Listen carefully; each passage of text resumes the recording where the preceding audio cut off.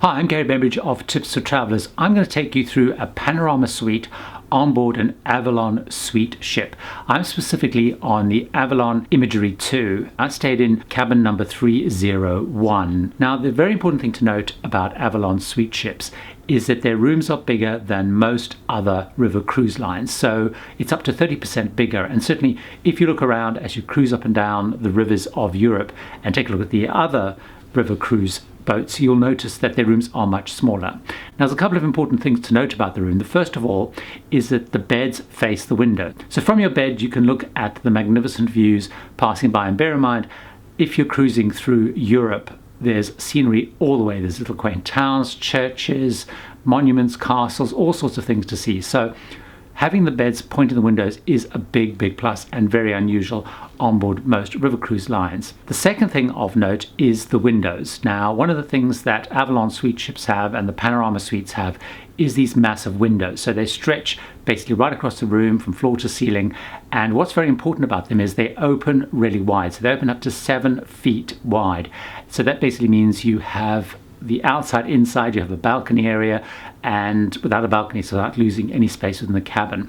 Now, one of the things that they would claim, and I think it's true from all the river cruises that I've been on, is the windows are bigger and they open wider than any other. And certainly it's pretty magnificent, particularly if you're cruising in the middle of summer, having that fresh air coming in. A couple of other things to note is because the room's quite big, you get quite a lot of space for things like a little seating area, table, where you get complimentary bottles of water. Wi-Fi is included throughout the ship, and the Wi-Fi is pretty good on the ship. Obviously, it depends on where you are on the river and the mountains or whatever, but the Wi-Fi is included. You get it within your room. There's a desk come sort of dressing table area. One whole wall is mirrored to, of course, give even a bigger sense of space within the room.